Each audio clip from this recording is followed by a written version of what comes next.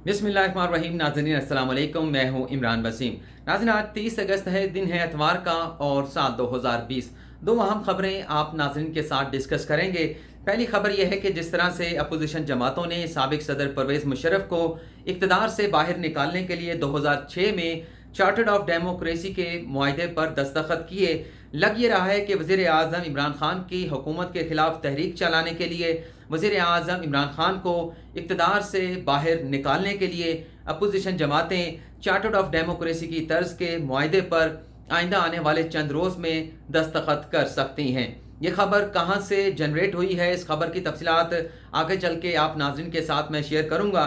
दूसरी खबर यह है कि साबिक वज़ीर आज़म नवाज शरीफ के लिए आइंदा आने वाले चंद रोज़ इंतहाई मुश्किल साबित हो सकते हैं। नवाज शरीफ से आइंदा चंद रोज़ में एक इंतहाई आसान सवाल पूछा जाना है, लेकिन लगता यह है कि नवाज शरीफ के लिए उस आसान सवाल का जवाब देना इंतहाई मुश्किल साबित होगा। लेकिन एक और ख़बर भी है जिसको पढ़कर लगता यह है कि इस खबर से नवाज शरीफ को सुख का सांस जो है वो ज़रूर आया होगा। ये आज के हमारे टॉपिक हैं जिस पर हम गुफ्तगू करेंगे, लेकिन इन दोनों टॉपिक पर बात करने से पहले मेरे एक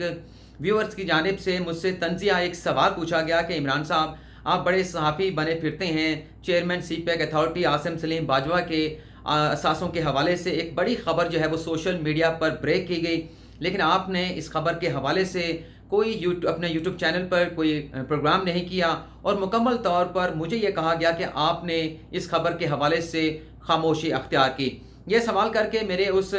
व्यूअर्स की जानिब से मेरी जो सहाफ़ती ज़िम्मेदारियाँ हैं उस पर एक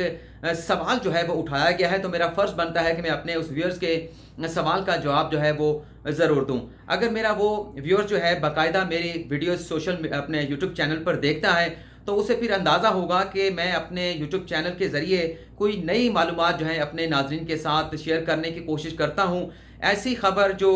सोशल मीडिया पर, ख़ास तौर पर सोशल मीडिया की बात कर रहा हूँ, अगर वो पहले से पब्लिक हो चुकी हो, वो ख़बर पहले से ही सोशल मीडिया पर पिट चुकी हो, तो मैं ऐसी ख़बर पर अपना प्रोग्राम करके वक्त ज़ाया नहीं करता। क्योंकि आसिम सलीम बाजवा के असासे के हवाले से ख़बर पहले ही सोशल मीडिया पर आ चुकी थी और आसिम सलीम बाजवा साहब की जानिब से उस खबर की पुरज़ोर अंदाज में मज़म्मत भी की जा चुकी थी, उसकी तरदीद भी की जा चुकी थी और हमारे यूट्यूबर साथी ईसा नकवी की जानिब से तफसीली इस सारी खबर के ऊपर जो है एक वीडियो नाजरीन के साथ जो है वो शेयर की गई और इस खबर के तमाम पहलुओं के हवाले से ईसा नकवी साहब ने अपनी वीडियो में डिस्कस किया। तो उसके बाद मेरा कोई जवाब नहीं बनता था कि मैं उस खबर पर मज़ीद कुछ डिस्कस करूं। हाँ, अगर किसी ऐसी खबर के हवाले से मेरे पास कुछ मज़ीद मालूमात होती तो मैं आप नाजरीन के साथ उस खबर पर ज़रूर डिस्कस करता, लेकिन चूँकि अब मेरे व्यूअर्स की जानिब से सवाल उठा दिया गया है तो दो चीज़ें हो चुकी हैं, दो चीज़ें अभी भी होना बाकी हैं। जिस तरह से खबर सोशल मीडिया पर आई,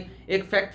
फोकस नामी वेबसाइट पर वो खबर शाया की गई, लेकिन chairman CPEC authority lieutenant general retired Asim Salim Bajwa साहब की जानिब से पुरज़ोर अल्फाज के साथ उस खबर की तरदीद कर दी गई। तो इसके बाद अब हो ये सकता है कि अगर किसी शख्स को आसिम सलीम बाजवा साहब के उस रद्द-ए-अमल पर, उस तरदीद पर वो इत्तफाक नहीं करता तो फिर उसके पास अदालत जाने का रास्ता है। कोई वकील भी जा सकता है, बहुत सारे आदि यहाँ पर दरख्वास्त गुजार होते हैं। जो भी अदालत में जाएगा हम उस खबर को रिपोर्ट करेंगे, क्योंकि सोशल मीडिया पर अगर किसी की बदनामी करने से कोई फ़ायदा हासिल नहीं होगा। अल्टीमेटली किसी भी इस किस्म के डिस्प्यूटेड मैटर का जो फैसला है वो अदालतों में ही जाकर होता है। सोशल मीडिया पर आप चाहे नवाज शरीफ की पगड़ी उछाल लें, आप इमरान खान पर गंद उछाल लें, आप किसी भी सियासी शख्सियत पर जो मर्जी बात कर लें, लेकिन अल्टीमेटली आपको रिलीफ के लिए, अपने मौक़िफ़ को साबित करने के लिए अदालत ही जाना होता है। लेकिन उसके साथ साथ मैं ये ज़रूर कहना चाहूँगा कि आखिरी जो हमारे आर्मी चीफ थे जनरल राहील शरीफ साहब, उसके बाद आप जनरल बाजवा साहब तक आ जाएं तो ये देखा गया है कि फ़ौज में भी जो एहतसाब का जो निज़ाम है उसे इंतहाई टाइट किया गया है, इंतहाई सख्त किया गया है। जनरल राहील शरीफ साहब के दौर में हमने ये खुद देखा है कि फ़ौज के वो आला अफसरान जिनमें मैं अगर गलत नहीं हूँ जनरल उबैदुल्लाह खटक साहब भी शामिल थे, जो कि ग़ालिबन रिटायर्ड भी हो चुके थे। अरबों रुपए की उन पर करप्शन का इल्ज़ाम था, लेकिन उनका कोर्ट मार्शल किया गया। अगर मैं गलत नहीं हूँ, नाम के हवाले से गलत नहीं हूँ, वैसे मुझे अच्छी तरह से याद है कि चंद आला फौजी अफसरान का बाकायदा कोर्ट मार्शल किया गया था, उनकी तनख्वाहें बंद कर दी गई थी, उनकी पेंशन बंद कर दी गई थी और उनकी जो मराद थी वो भी बंद कर दी गई थी। और उसके साथ साथ जितने भी अवार्ड्स उन्हें फ़ौज में दिए गए थे वो तमाम वापस ले लिए गए थे। इसी तरह से जनरल कमर जावेद बाजवा साहब के दौर में भी फ़ौज में एहतसाब का निज़ाम जो है काफ़ी टाइट किया गया है, मज़ीद टाइट किया गया, जो कि रहील शरीफ साहब के दौर में था। और बाजवा साहब के दौर में भी ऐसे फ़ौजी अफसरान जो करप्शन के चार्जेस में, जिन पर करप्शन के चार्जेस थे, उनके खिलाफ जो है वो कोर्ट मार्शल भी किया गया और उन्हें सजाएं भी हुई। आखिरी जो मिसाल है, जो जनरल दुरानी साहब थे, जो कि हमारी ISI एजेंसी के DGP रह चुके हैं साबिक, जब उन्होंने इंडिया की रॉ एजेंसी के साथ, खुफिया एजेंसी के साथ, उनके सरबराह के साथ एक इंटरव्यू किया तो उस पर भी उनका कोर्ट मार्शल किया गया और असद दुरानी की जो तनख्वाहें, जो पर्क्स और जो मराद थी वो आर्मी की जानिब से रोक ली गई थी। तो ये एक मिसाल हमारे सामने है। तो जो भी रास्ता अगर कोई अख्तियार करेगा तो उसे हम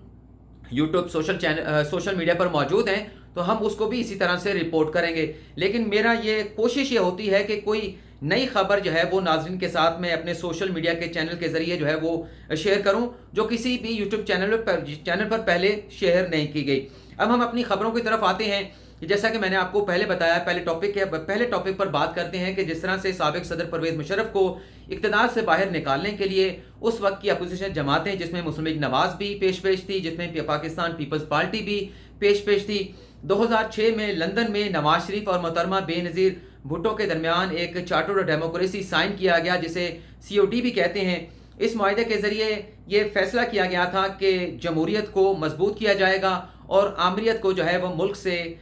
उसका खात्मा किया जाएगा। बज़ाहिर तो ये मुआहदा जमहूरियत के लिए किया गया था, लेकिन इसका मकसद ये था कि साबिक सदर परवेज़ मुशर्रफ जो इस वक्त इक़्तिदार में मौजूद थे, मुल्क के सदर थे, उनसे निजात हासिल करना मकसद था। लेकिन बहरहाल उसके बाद जब फरवरी 2008 में इलेक्शन हुए तो एक पाकिस्तान पीपल्स पार्टी ने मरकज़ में हुकूमत बनाई, मुस्लिम लीग नवाज़ ने पंजाब में अपनी हुकूमत बनाई। तो ये उस वक्त से जो है वो ये सिलसिला चला आ रहा है। अब चूँकि 2018 के इलेक्शन के बाद एक तब्दीली आई है, तीसरी फोर्स जिसकी क़यादत वज़ीर आज़म इमरान खान कर रहे थे, उन्होंने मरकज़ में भी हुकूमत बनाई, पंजाब में भी अपनी हुकूमत कायम की और खैबर पख्तूनख्वा में भी अपनी हुकूमत कायम की। लेकिन अब ये तमाम सियासी जमातें, वही पीपल्स पार्टी, वही मुस्लिम लीग नवाज़ और दीगर मजहबी जमातें अब मुत्तफिक हो रही हैं या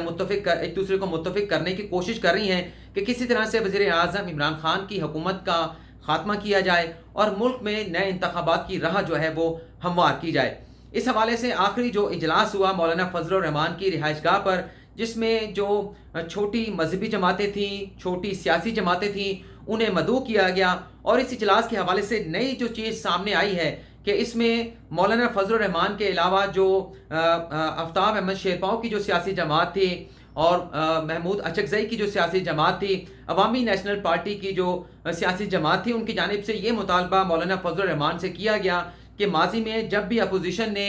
इमरान खान की हुकूमत के ख़िलाफ़ कोई स्टैंड लेने की कोशिश की है, कोई तहरीक चलाने की कोशिश की है, तो पीपल्स पार्टी ने और नवाज लीग ने उस तहरीक के साथ, इत्तेहाद के साथ जो है वो धोखा किया है। और अगर इन सियासी जमातों को मौलाना फजल रहमान से कहा गया कि आप साथ लेकर चलना चाहते हैं तो इनसे एक मुआहदे पर दस्तखत लिए जाएं, जिस तरह से चार्टर ऑफ डेमोक्रेसी का मुआहदा दस्तखत किया गया था, इस तरह से एक नया मुआहदा जो है तमाम अपोजिशन जमातों के दरमियान होना चाहिए। लेकिन मौलाना फजल रहमान साहब इन तमाम सियासी जमातों को, छोटी और मजहबी सियासी जमातों को मनाते रहे, राज़ी करने की कोशिश करते रहे और ये कहा गया कि अगर हमने इमरान खान से निजात हासिल करनी है, उन्हें इक़्तिदार से बाहर निकालना है, तो हमें पीपल्स पार्टी और नवाज लीग को साथ लेकर चलना होगा, अदरवाइज़ हमारी ये तहरीक इतनी ज़्यादा हुकूमत के ख़िलाफ़ जो है वो मजबूत नहीं होगी। और इसकी वजह ये थी कि जब शहबाज शरीफ की मौलाना फजल रहमान के साथ मुलाकात हुई थी, उसमें मौलाना फजल रहमान ने कोई यकीन दहानी नहीं कराई थी शहबाज शरीफ को,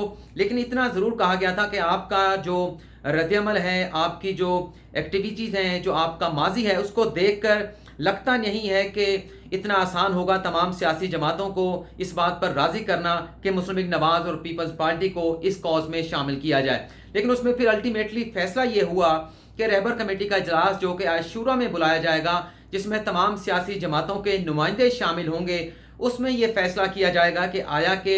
मुस्लिम लीग नवाज़ से और पीपल्स पार्टी से ख़ास तौर पर इस किस्म का तहरीरी मुआहदा करना है या नहीं, कि कहीं आगे चल के ये सियासी जमातें अगर हम हुकूमत के ख़िलाफ़ कोई तहरीक लेकर चलते हैं, कोई एक नया महाज बनाते हैं, तो ये दोनों बड़ी सियासी जमातें हमें किसी जगह पर जाकर, किसी मरहले पर जाकर धोखा ना दे जाएं। तो अब लग ये रहा है कि रहबर कमेटी में ये दोबारा मामला जो है वो रखा जाएगा, इसे ज़ेर गौर लाया जाएगा। और इस इजलास के बाद जो मौलाना फजल रहमान के साथ मीडिया के साथ गुफ्तगू की थी, उसमें भी एक सहाफ़ी की जानिब से मौलाना फजल रहमान से ये वाज़ेह तौर पर पूछा गया था कि आपने जो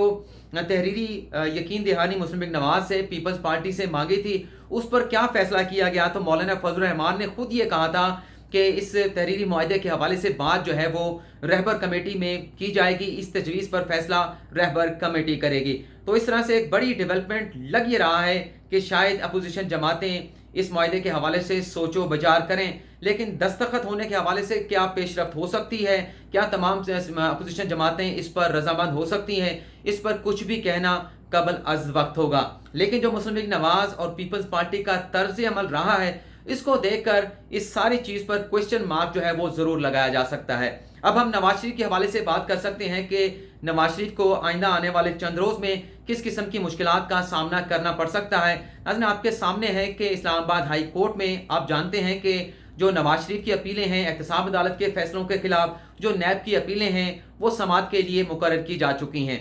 1 सितंबर को इस पर समाअत होनी है। जस्टिस आमिर फारूक और जस्टिस मोहसिन अख्तर कियानी की सरबराही में 2 रुकनी बेंच इस केस की समाअत करेगा। बज़ाहिर तो लगता है कि once for all in cases को डिसाइड करने के लिए लगाया गया है, लेकिन पहला सवाल जो पूछा जाना है, जो लग ही रहा है नवाज शरीफ के, शरीफ खानदान के और मुस्लिम नवाज के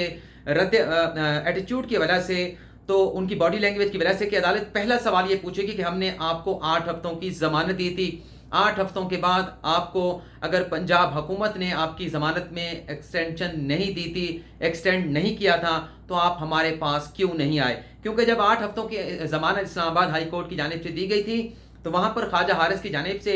ये रिक्वेस्ट की गई थी कि हमें आप पंजाब हुकूमत के पास ना भेजें, पंजाब हुकूमत कभी भी हमारी ज़मानत में तोसी नहीं करेगी। लेकिन अदालत ने बड़ी ग्रेस का मुजाहरा किया था, बड़ी कुशादा दिली का मुजाहरा किया था और ये कहा था कि अगर आप पंजाब हुकूमत के पास ज़मानत में तोसी के लिए जाते हैं और पंजाब हुकूमत आपकी ज़मानत में तोसी नहीं करती, तो आप हमारे पास आइएगा, हम आपके मामले पर, नवाज शरीफ की सेहत के मामले पर दोबारा से गौर करके अपना फैसला करेंगे। लेकिन हुआ क्या नाज़रीन? हुआ यह कि 8 हफ्तों की ज़मानत ख़त्म हुई, पंजाब हुकूमत से रजू किया गया और पंजाब हुकूमत ने नवाज शरीफ की मेडिकल रिपोर्ट जो कि शरीफ खानदान की जानिब से उनके मौलिज डॉक्टर अदनान की जानिब से जमा कराई गई थी, उन पर अदम एतमाद का इजहार किया और नवाज शरीफ की ज़मानत में तोसी देने से इनकार कर दिया गया। होना तो ये चाहिए था कि शरीफ खानदान को, नवाज शरीफ को पंजाब हुकूमत के उस फैसले के खिलाफ इस्लामाबाद हाई कोर्ट से रजू करते, लेकिन उन्होंने इस्लामाबाद हाई कोर्ट से रजू नहीं किया और बात को इसी तरह से चलता रहने दिया कि शायद ये मामला इसी तरह से चलता रहेगा। लेकिन जब एहतसाब अदालत का फैसला नवाज शरीफ ने इस्लामाबाद हाई कोर्ट में चैलेंज किया बहुत ज़्यादा इस्लामाबाद हाई कोर्ट पर तनकीद हो रही थी नवाज शरीफ को 8 हफ्तों की ज़मानत देने के हवाले से, माफ़ कीजिएगा। लेकिन जब ये मुकदमा एहतसाब अदालत का चैलेंज किया गया नवाज शरीफ की जानिब से, तो अदालत ने पहला सवाल यही पूछा था कि नवाज शरीफ की ज़मानत का स्टेटस क्या है, क्या वो मफरूर हैं, इस ज़मानत पर हैं। लेकिन उस वक्त तमाम चीज़ों को देखते हुए, जजेस के रद्दअमल को देखते हुए, उनकी तशवीश को देखते हुए नवाज शरीफ ने वो अपनी अपील वहाँ पर वापस ले ली। लेकिन अदालत को शायद बहुत सारी चीज़ें नागवार गुजरी थी। लग ये रहा है कि इसलिए इन तमाम अपीलों को समाअत के लिए मुकर्रर किया गया और इनसे अब सवाल पहला यही पूछा जाएगा कि आप हमारे पास क्यों नहीं आए अगर आपको पंजाब हुकूमत की जानिब से ज़मानत में तोसी नहीं दी गई थी। लेकिन इस सवाल का ज़ाहिर सी बात है कि कोई लग नहीं रहा कि कोई ऐसा जवाब होगा नवाज शरीफ के पास, नवाज शरीफ के वकील ख्वाजा हारिस के पास। वो अपने तौर पर जवाब देने की तो भरपूर कोशिश करेंगे, लेकिन लगता नहीं है कि इस पर्टिकुलर क्वेश्चन का कोई पर्टिकुलर जवाब उनसे बन पाएगा। और अब हम बात कर लेते हैं कि कौन सी ऐसी खबर है जो नवाज शरीफ के लिए साइन ऑफ रिलीज साबित हुई है। नाज़रीन, जो अरशद मलिक की audio video recording Nasir Bhatt की जानिब से की गई थी, नासिर भट्ट ने बरतानिया की एक फ्रांसिक एजेंसी से उसका बाकायदा फ्रांसिक कराया था और उसकी अटेस्टेशन के लिए वो पाकिस्तानी हाई कमीशन लंदन में जाते रहे, 4 मरतबा वहाँ पर गए, लेकिन लंदन के पाकिस्तानी हाई कमीशन की जानिब से उस फ्रांसिक रिपोर्ट की तस्दीक करने से इनकार कर दिया गया। लेकिन अब नासिर भट्ट ये दावा करते हैं कि उस रिपोर्ट की पाकिस्तानी हाई कमीशन की जानिब से बाकायदा अटेस्टेशन कर दी गई है, उसे अटेस्ट कर दिया गया है और उन्होंने शुक्रिया अदा किया है नासिर भट्ट ने कि ये सब कुछ जो हुआ है, जो इस रिपोर्ट को अटेस्ट किया गया है पाकिस्तानी हाई कमीशन की जानिब से, اس میں اسلام آباد ہائی کورٹ کے فیصلے نے انتہائی اہم کردار ادا کیا ہے۔ تو یہ خبر اس حوالے سے عدالت سے باہر نواز شریف کے لیے جو ہے وہ ایک سائن آف ریلیف ہو سکتی ہے کہ وہ رپورٹ ارشد ملک کی، جس میں ان کی آڈیو ویڈیو ریکارڈنگ کی گئی، جس میں اپنے فیصلے کے حوالے سے وہ خود مبینہ طور پر جو ہے وہ کچھ ایسے الفاظ استعمال کر رہے ہیں کہ میرے اوپر دباؤ تھا یا کچھ اور تھا، تو اس رپورٹ کی اب تصدیق پاکستان کی ہائی کمیشن کی جانب سے کر دی گئی ہے۔ لیکن الٹیمیٹلی فیصلہ جو ہے وہ اسلام آباد ہائی کورٹ نے ہی کرنا ہے کہ آیا کہ ارشد ملک کا جو فیصلہ جس میں العزیزیہ ریفرنس میں نواز شریف کو سزا سنائی گئی یا جو فلیگ شپ ریفرنس میں نواز شریف کو بری کیا گیا، اس میں کس قسم کے لکناز ہیں، کس قسم کا جھول ہے، الٹیمیٹلی فیصلہ یہ اسلام آباد ہائی کورٹ کرے گی۔ فی الحال ناظرین آپ سے اجازت چاہیں گے، لیکن امید کرتا ہوں کہ آج کا پروگرام آپ ناظرین کو پسند آئے گا۔ اللہ حافظ ناظرین۔